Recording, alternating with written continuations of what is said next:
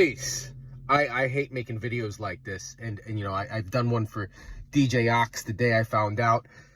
You know, a lot of people from Trenton that set standards for and inspired people to, you know, artists and young people that came after them have passed away, and now I find out today that DJ Juice, the beloved DJ Juice, has passed away.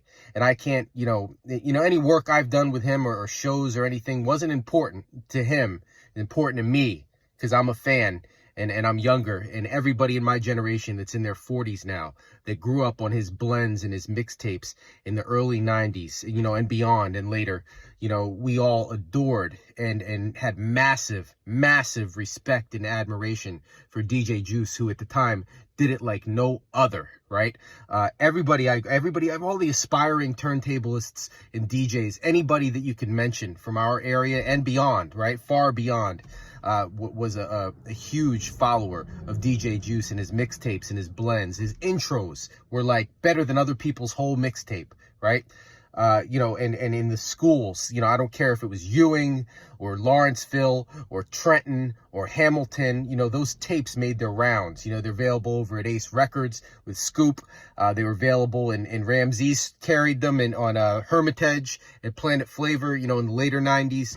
I just remember him being just such a big personality and such an inventive DJ that everybody will tell you that they pattern themselves, at least in some way, shape, or form, off of him and his energy and his abilities and talents on the turntables, and the tricks and the flavor that he added and the effects and how the cleverness, right, were just, you know, unparalleled by others.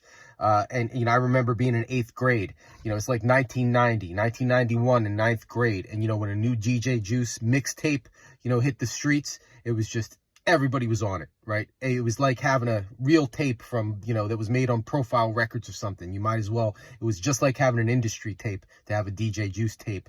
And my heart goes out to anybody else who's close to him, or anybody else who loved him, because clearly before his time, you know, because if I'm 47, he couldn't be more than 50 something, right?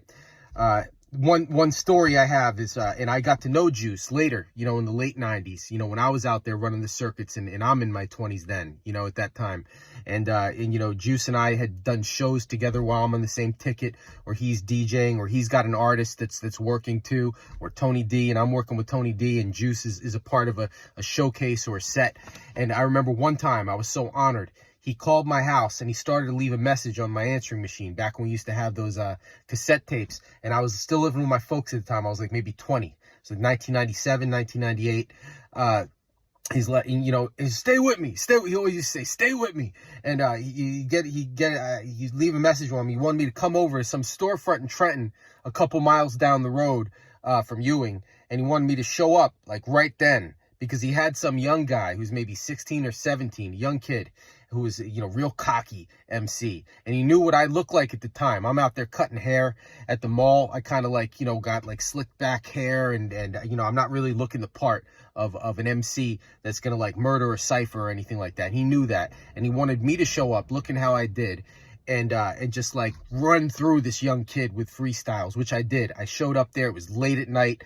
I wasn't planning on going anywhere. And when I came there, he welcomed me in. He's like, all right, I want to show you something. And, you know, and we started going back and forth, me and the young kid. And it was all in good fun, like in a spirit of like, you know, mentorship kind of a thing. And he just kind of wanted to show and prove that no matter what a person looks like, you know, you got to be careful out there. There's all different types of artists coming from all different backgrounds. And, you know, before you have that cockiness, you really got to put in the years and put in the time.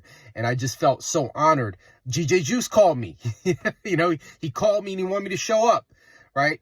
And that was in my real young years, you know, and, you know, all these guys, you know, DJ Ox, DJ Juice, the folks from Jersey, you know, many are still alive that I have so much love and respect for, that I grew up admiring and patterning a lot of the stuff I do off of them. They all have a really big place in my heart, and DJ Juice has a real big one. And I'm sorry to hear that he passed. And I hope anybody who doesn't know or was maybe too young to be around at the time when he was running stuff in Jersey, right? You know, that man, that artist, that DJ, you know, has a place in all of our hearts. And rest in power. I love you. Many of us love you. Peace.